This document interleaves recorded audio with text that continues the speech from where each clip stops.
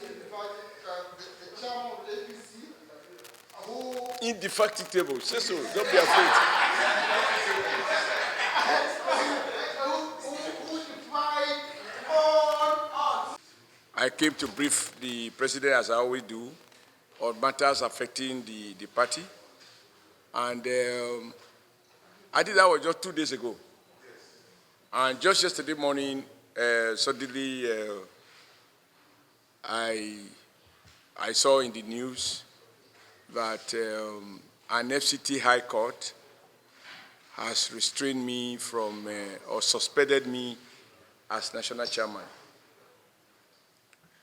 And the person who went to court includes one of my vice chairmen, Northeast, one Mr. Mustafa, and 4 others. I was taken aback because in that state suite, they joined the police, the APC, and the DSS. Our lawyers told me that it is straight law that when you sue a federal agency, FCT High Court has no jurisdiction to entertain it. Number 2, the purported suspension of my person by my ward. First, it's not even true, and I'm going to give you a document to that effect so you can form your opinion after reading it. Number 3, I am not an officer of my ward. I am the national chairman of a national party elected at a national convention by over 7,000 delegates. So how could 9 persons sit down somewhere and purport that they have removed a national chairman?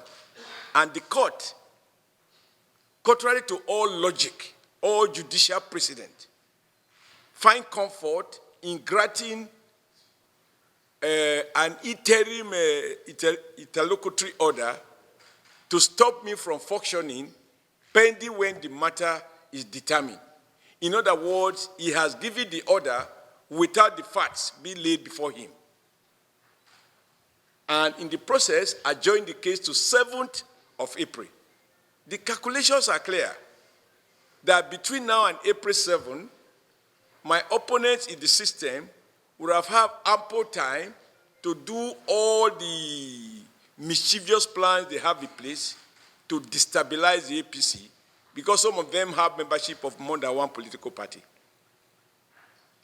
But happily this afternoon, a federal high court that I believe has jurisdiction on federal issues, because the DSS, the police, is not a state institution, it's a federal institution.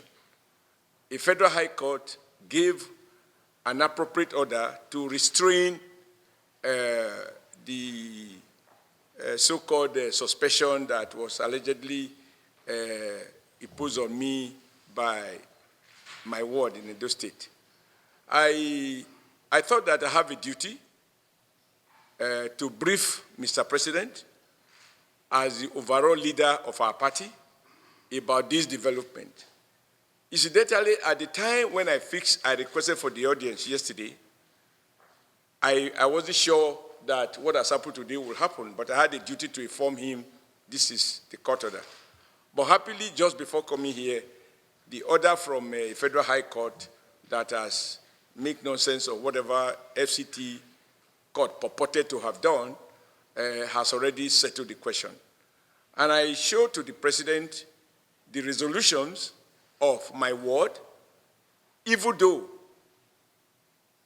a ward executive, even if they serve, they all sign in whole, don't have power to remove a national chairman, but just to say that the document that we have says clearly that my ward passed vote of confidence on me. How the court can uphold vote of confidence and twist it to me vote of no confidence, only that judge can explain it to himself. Let me also say that those behind these plots, the hands you see may well include as you saw yesterday, the Edo State governor and his people celebrating. But that is the irony of life, that you help give birth to a child, and the child look for cutlass to want to chop off your neck. It has happened in history. It has happened in this country. So I will be the only person. But there are also other forces who see me, for whatever reason, as a threat to them. And those leading this anti-Oshiomhole campaign, some of them, I emphasize, cannot even boast of a councillor in their state, even as they lay claim to leadership position in our party. I'm proud to say, I have done my best, not only when I was governor, I have done my best as chairman of this party. I have worked not only to, along with other members of the party, and with the support of the good people of Nigeria for the president to be re-elected, for us to have majority in the two chambers of the National Assembly. I also work hard to deliver my unit. I work hard to deliver my ward.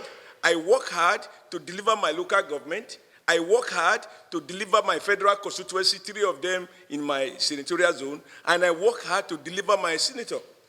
Those fighting me couldn't deliver even a councillor of a local government in their unit.